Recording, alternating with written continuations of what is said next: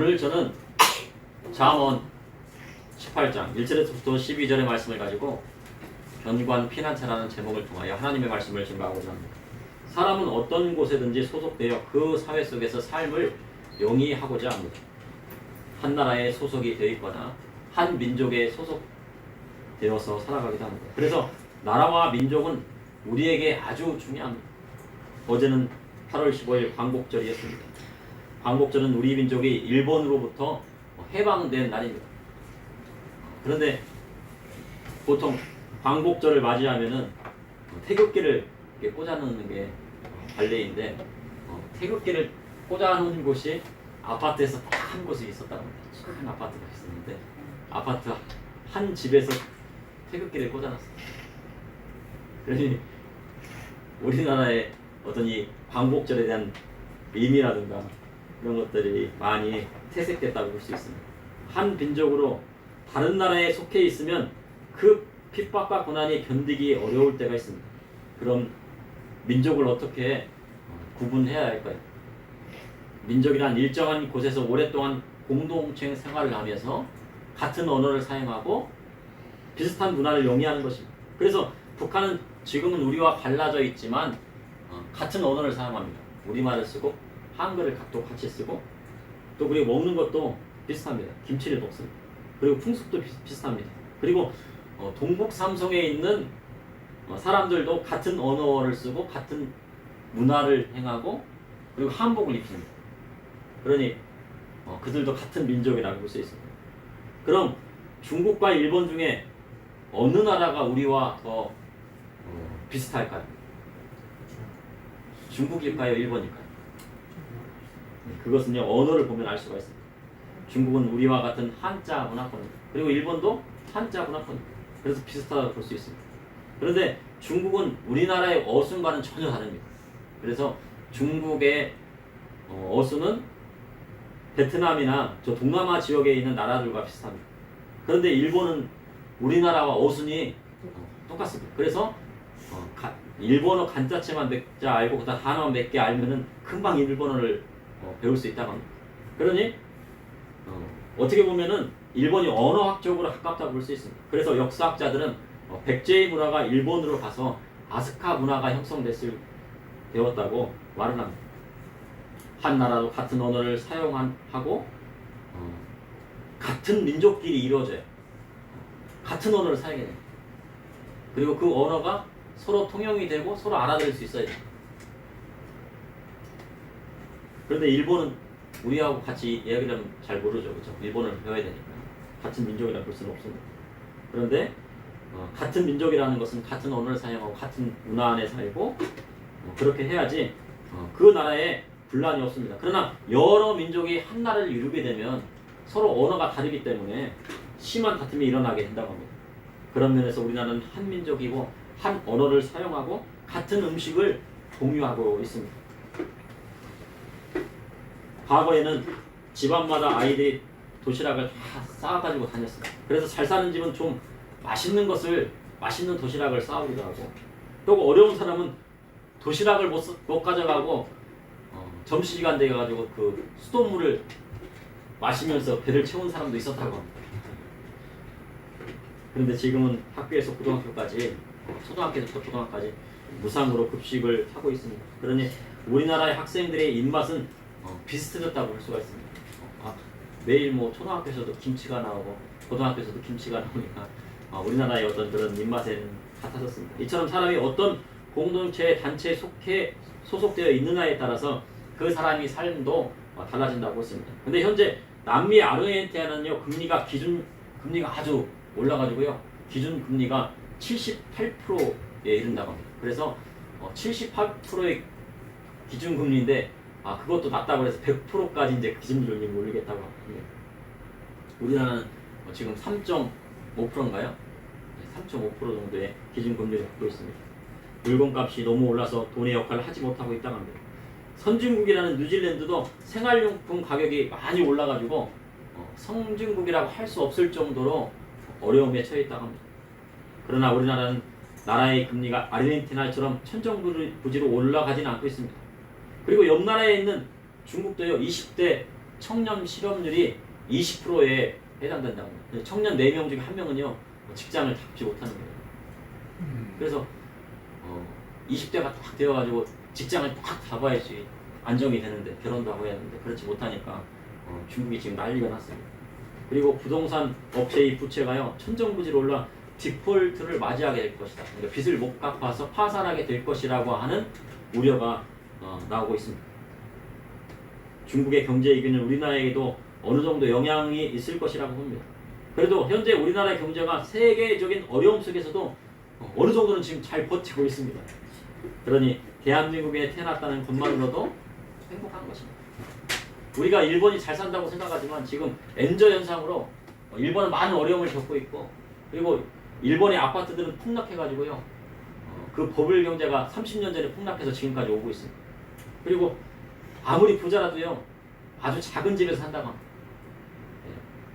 그래서 그만큼 집값이 올랐고 그 다음에 그 또 집값마저도 폭락이 되었습니다. 오늘 본문 잠언 18장에 보니 공동체 안에서의 지혜를 말씀하고 있습니다.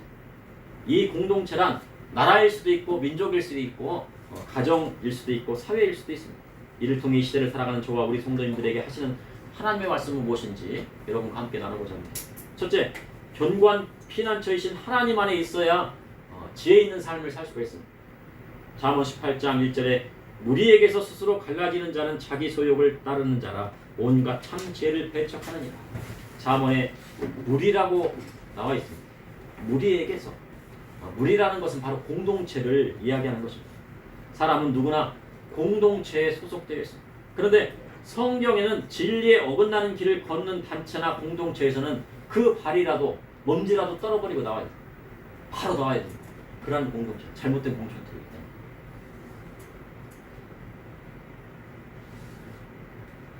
그러나 사람에게 유익을 주고 공동체 안에 있어야 안전이 보장된다고 하면은 그곳을 떠나서는 안 됩니다. 그러니까 우리나라가 지금 국민들의 안전을 보장시켜주고 있잖아요. 이 나라를 떠나서는 안 되겠죠. 그리고 종교의 자유를 주잖아요. 여기 있어야 돼요. 그런데 최근에 미군 트래비스 킹 이병에 대한 월북 소식이 화제가 되고 있습니다. 그래서 오늘 뉴스를 보니까 트래비스 킹 이병이 망명을 했다고 합니다. 북한으로 망명을 가가지고 이제 그 나라 사람이 되겠다고 이제 한 겁니다. 북한은 나라가 아니죠. 북한에 이제 살겠다고 한 것입니다. 트래비스 킹 이병은 판문점을 갔다가요 스스로 군사 붕괴선을 넘어서 월북했습니다. 판문점에 가면은 이 군사 붕괴선이 한 발 넘어가면 북한 땅이고 한 발 안쪽으로 들어오면 남한 땅입니다. 근데 한 발 넘어서서 뛰어갔습니다. 근데 잡을 수가 없죠. 트래비스 킹 이병은 한국인 폭행 사건으로 2번의 징계를 받았다고 합니다. 그리고 미국으로 송환되어서 재판을 받게 되는 상황이었다고 합니다. 그런데 그런 상황에서 판문점에 견학을 간다고 한 다음에 거기서 군사 붕괴선을 넘어간 것입니다. 이에 대해 많은 사람들이요, 아유 차라리 감옥에 가는 게 낫지 북한을 왜 갔느냐. 우리 같으면 이제 북한 땅 가겠습니까? 차라리 감옥에 가지. 감옥에 가서 뭐 한두 달 살고 나오면 되지만 북한은 한번 들어가면 나올 수 있습니까? 없습니까? 나올 수가 없고 자유도 없습니다. 그런데 이것을 강구하고 있었던 것입니다.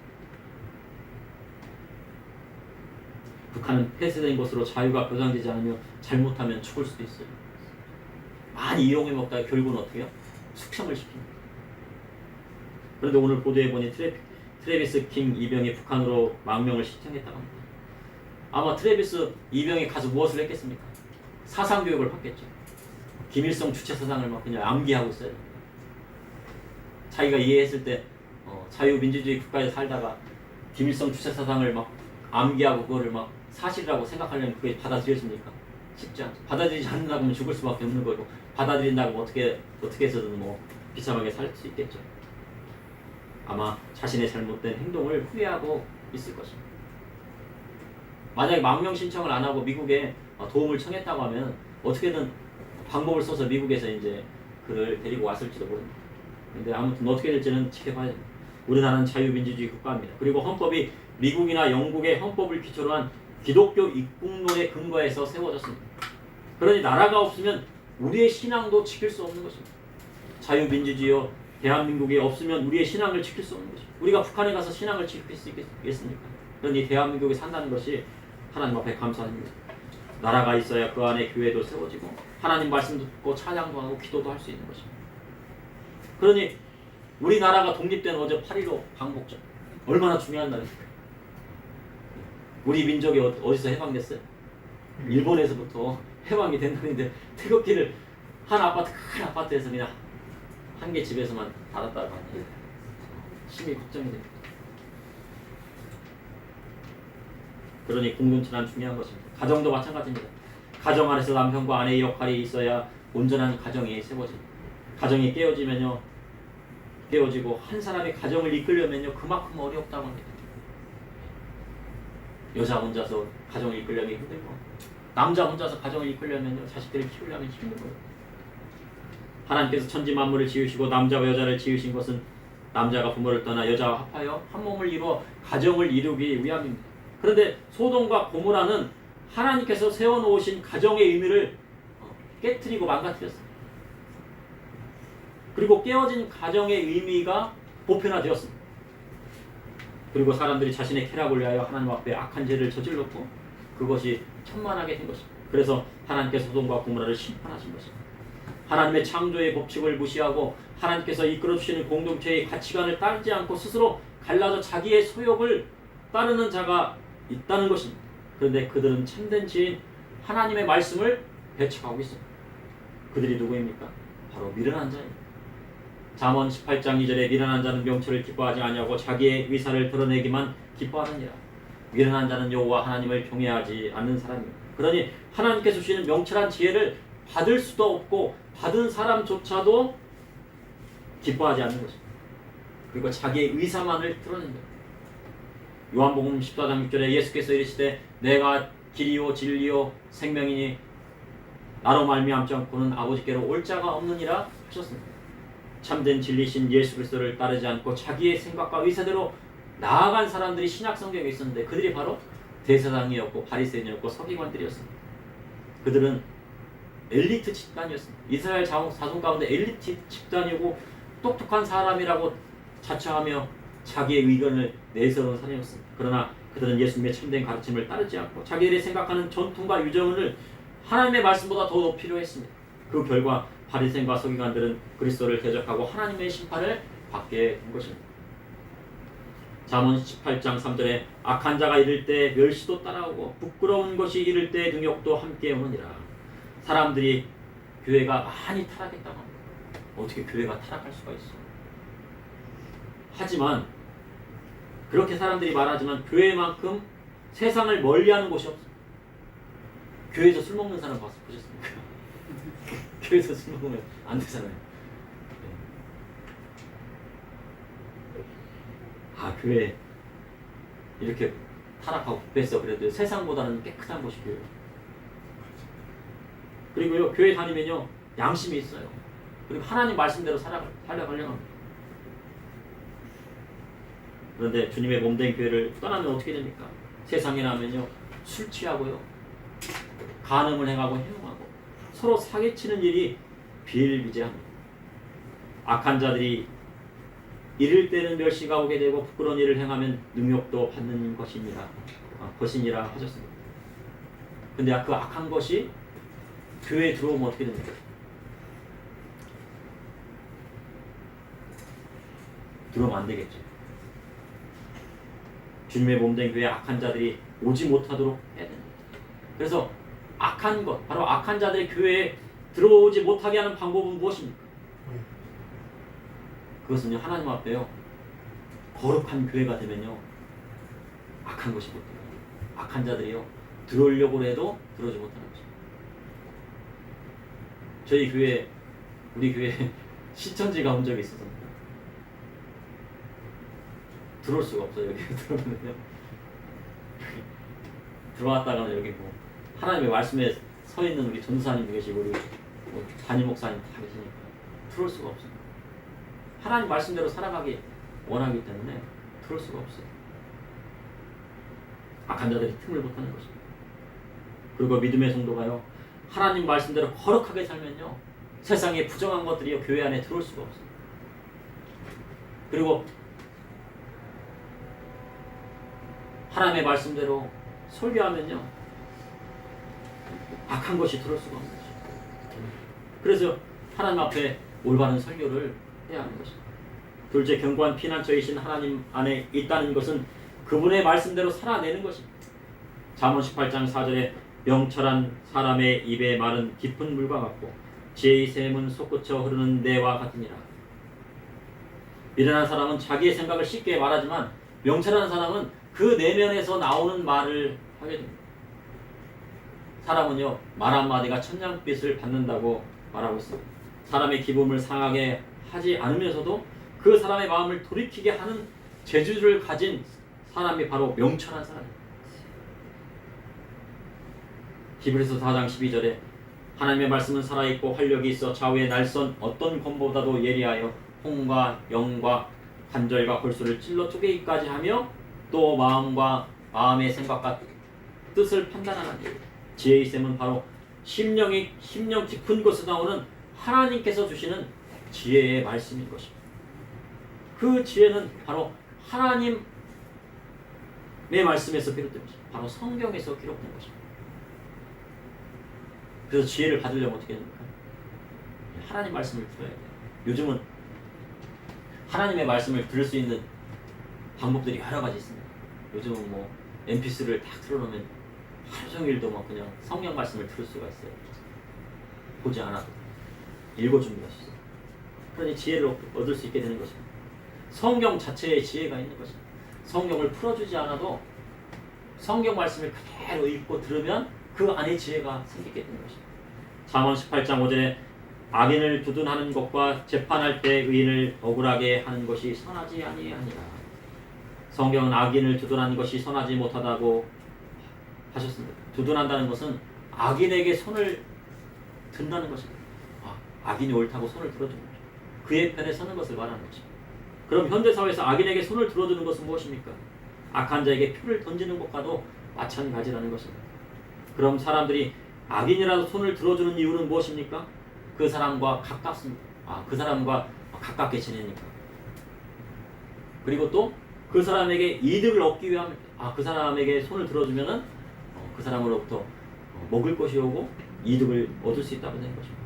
그러니 주님의 몸된 교회를 핍박하는 자에게도 손을 들어주는 시대가 지금의 시대가 되었습니다. 교회를 핍박하고 문을 닫게 하는데 그에게 표를 주는 사람이 있다는 것입니다. 그런데 하나님께서는 그것을 선한 것으로 보지 않으신다고 하시는 것입니다. 총회에 가서 많은 목회자들이 막 모여있습니다. 그때 어떤 국회의원이 딱 나오더니 우리 목사님들이 바람처럼 이번 국회에서는 차별금지법을 통과시키지 않겠습니다. 그래서 막 목사님들이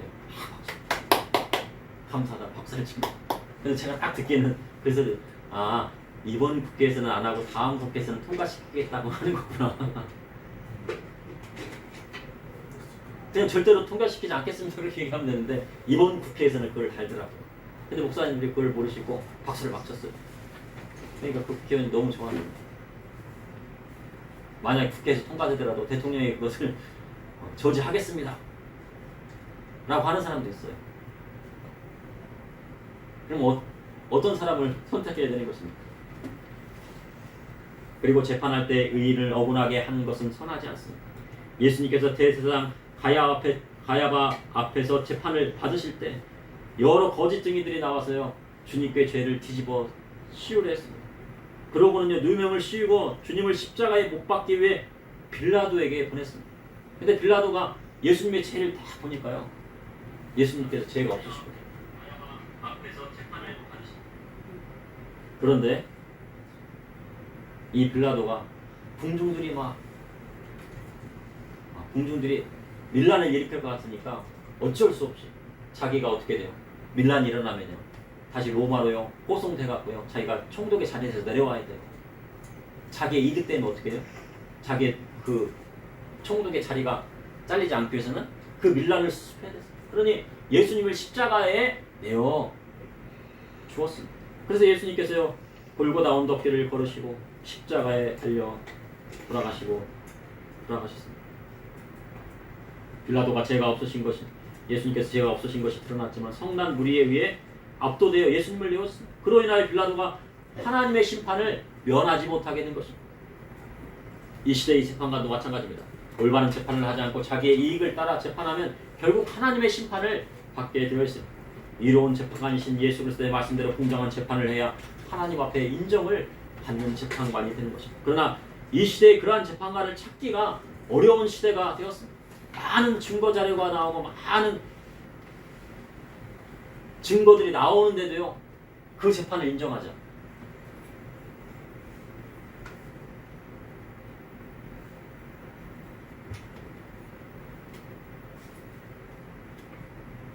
잠언 18장 6절에 미련한 자의 입술은 다툼을 일으키고 그의 입은 매를 자청하느니라. 미련한 자의 입은 그의 멸망이 되고 그의 입술은 그의 영혼의 그물이 되느니라. 미련한 자의 입술은 다툼을 일으키고 분란을 일으킵니다. 사람에 따라 다툼을 일으키는 사람이 있는가 하면 화평을 몰고 와서 화평하게 하는 사람이 있습니다. 믿음의 사람은 자기의 소속된 공동체에서 화평을 불러오는 사람이 있어야 돼요. 직장이면 직장, 가정이면 가정, 교회면 교회. 그런데 다툼을 일으킨 사람의 결국은 매를 자청한다고 성경은 기록하고 있습니다. 그런데 그래도 미련한 자라도 매를 맞아서 그 미련함을 벗어날 수만 있다고 하면요, 정말 행복합니다. 예수님께서 뭐라고 했어요? 팔이 범죄하면 어떻게 해요? 찍어. 눈이 범죄하면 어떻게 해요? 빼버려. 그래서라도 그 미련함을 벗고 천국 가는 게 낫다. 그런데 미련한 자는요, 매를 맞아도 그 미련함에서 벗어날 수 없습니다. 그 미련함이 벗어지지가 않아요. 그래서 결국 멸망에 이르게 된다고 성경은 기록하고 있습니다. 미련한 자식은 어떻게 해요? 매를 맞아가지고 돌이켜가지고 올바로 하면 되는 것입니다. 되는데 끝까지 부모님 말씀 안 들으면 어떻게 됩니까? 결국은 인생이 망가지게 됩니다.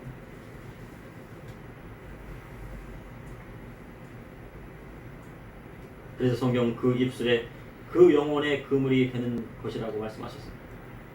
그래서 사람이 어떤 말을 하느냐가 중요한 것입니다. 다툼을 일으키는 말을 하느냐 아니면 하나님 말씀 안에서 화평을 말하느냐가 중요한 것입니다. 셋째, 견고한 피난처이신 하나님 앞에 겸손하게 나아가면 그 삶이 형통합니다.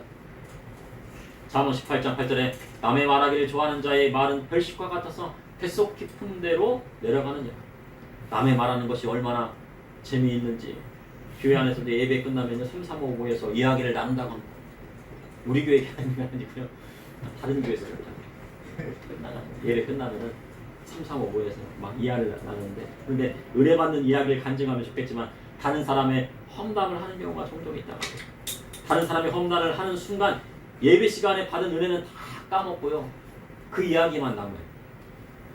남의 말하는 것이 얼마나 재밌는지 별식과 같습니다. 밥만 먹다가요, 특별식을 먹으면 맛이 좋습니다. 매일 밥만 먹다가 막 갑자기 막 맛있는 음식을 딱 먹으면요, 맛있잖아요.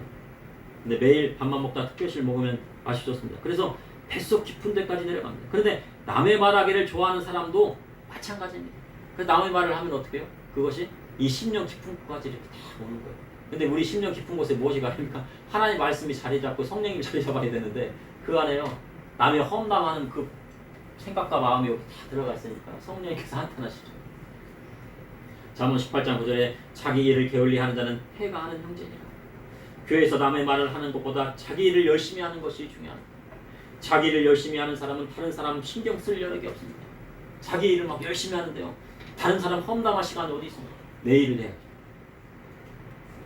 내일도 바쁜데 다른 사람 험담할 시간이 있겠습니까? 그런데 자기 일을 게을리하는 사람은 해가 하는 형제와 같다고 성경에 기록하고 있습니다.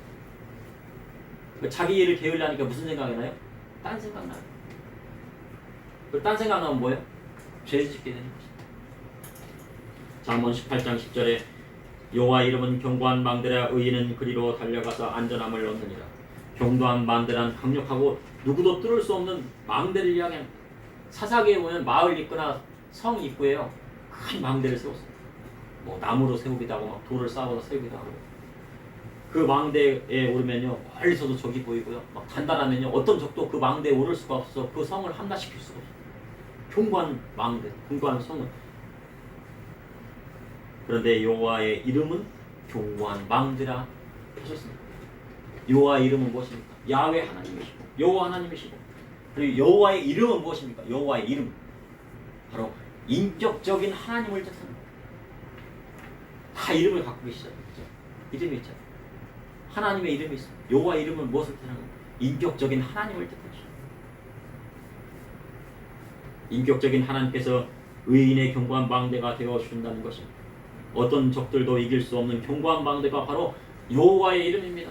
원수 마귀 사단도 이길 수 없는 견고한 피난처가 바로 무엇입니까? 예수 그리스도의 이름입니다. 구약 성경에 견고한 피난처, 견고한 방대는 누구십니까? 여호와의 이름이죠. 야훼 하나님이시죠. 그러면 이 시대에요 견고한 피난처가 되시는 하나님의 이름은 무엇입니까? 예수 그리스도이십니다. 그래서 믿음의 성도는 예수님의 이름으로 나아가야 승리합니다. 예수의 이름으로 승리했습니다. 우리가 예수의 이름으로 승리했습니다라고 하는 믿음의 성도로 세상을 이길 수 있는 방법은 바로 예수 그리스도의 이름으로 나아가는 것입니다. 예수 이름으로. 믿음의 성도로 원수 마귀를 이길 수 있는 이름은 오직 예수 그리스도의 이름 단 하나밖에 없는 것입니다. 잠언 18장 11절에 부자의 재물은 견고한 성이라 그가 높은 성벽같이 여기느니라. 부자는 재물을 견고한 성처럼 생각합니다. 그러나 전쟁이 일어나면 세상에 쌓은 재물은 모두 헛것이 되고만. 여기서 보니까 부자의 재물은 견고한 성이고 그가 높은 성벽같이 여기느니라. 그러니 재물을 많이 쌓아가지고 우리는 견고한 성을 쌓고 높은 성벽을 쌓아야 한다고 생각하는 것이 아니라 부자는 재물을 쌓고 견고한 성처럼 생각합니다. 그런데 전쟁이 일어나면 세상에 쌓은 재물은 모두 헛것이 됩니다. 과거에요 공산당들이 서울을 내려와가지고 서울을 함락시키고 그 다음에 또 어디로 갔어요? 처음 반대거든요. 전라도 땅으로 갔잖아요. 왜 갔습니까? 왜? 곡창지대 쌀을 먼저 정복을 해야지. 불량미를 그죠? 확보를 해야죠. 그래서 누구를 죽였습니까? 지주들을 싹 죽였어요. 잡아다가. 다 그 역사적인 사실. 재물을 쌓고 견고한 성을 쌓았다 할지라도 전쟁이 나면 어떻게 돼? 생명을 살릴 수 없는 것입니다. 도리어 적들의 노략물이 되고만. 그리고 재물이 질병을 고칠 수가 없어요. 세상에 고칠 수 있는 질병은 병원에 하게 됩니다. 간단한 질병들을 고칠 수가 있어요. 그런데 고칠 수 없는 질병은 아무리 큰 재물을 주어도 고칠 수 없는 거예요. 아무리 큰 대기업의 회장이라도요. 재물을 이만큼 내가 10억을 줄게. 아니야 1조를 줄 테니까 나의 생명 1년만 연장해줘 해도 연장할 수가 없어요. 그러니 재물을 쌓아놓는 것은 부자의 견고한 성이 될 수 없고 그를 보호해줄 높은 성벽이 될 수 없습니다. 잠언 18장 12절에 사람의 마음에 교만은 멸망의 선봉이요 겸손은 존귀의 길잡이니라. 사람이 부자라고 그 마음이 교만해지면 환난을 이겨낼 수가 없어요. 결국 망하고 맙니다. 그러니 내가 부자라도 하나님 앞에 겸손하면 존귀의 길잡이가 되는 것입니다. 그리고 가난한 자라도 낙심하지 말고 하나님을 의지하고 그분의 높여주심을 바라면 하나님께서 그를 존귀한 자로 되셔주시고 그리고 높여주시고. 그러니 잠언의 가르침을 따라 하나님께서 주시는 지혜를 얻어야 합니다. 어린 자녀에게 견고한 피난처는 누구입니까? 우리 예수님이죠. 그리고요 부모님들이 어린 자녀들의 견고한 피난처. 악한 자가 와도요 부모님이 딱 있으면요 목숨을 내걸고라도 자녀들을 지킵니다.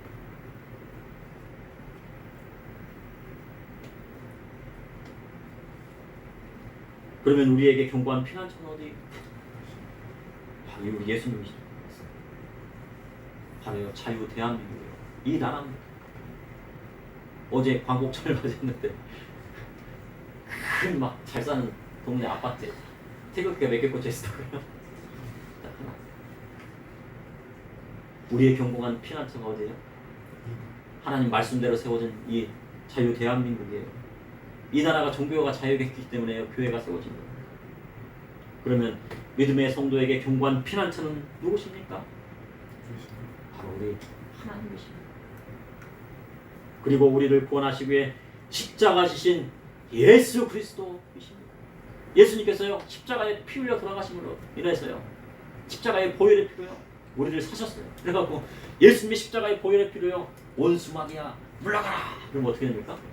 마귀가 물러가고 질병이 떠나가고요 우리 영혼이 살아나는 역사가 일어나게 되는 거예요. 그것이 바로 우리의 견고한 피난처라는 것입니다. 잠시 기도하시겠습니다. 사랑해 주님, 오늘도 감사합니다. 하나님, 우리가 이 땅에 태어나게 하여 주시고 자유 대한민국에서 태어나게 하여 주시고 또한 이렇게 종교의 자유가 있고 교회가 세워지며 하나님 말씀대로 나아갈 수 있도록 인도하여 주시니 감사합니다. 이 모든 것이 하나님의 은혜요 우리 예수님께서 우리에게 은총을 내려주신 것입니다. 아버지 하나님, 저와 우리 믿음의 성도님들의 견고한 피난처가 되시고 주님, 저와 우리 성도님들을 지켜주시고 원수마귀 사단을에서 지켜주시고 세상의 악한 자들에서부터 지켜주시고 질병에서 지켜주시고 또한 온전히 하나님 말씀대로 나아가 천국에 이를 때까지 저와 우리 성도님들 또한 어린아이들 주님께서 지켜주시옵소서. 예수님 이름으로 기도합니다.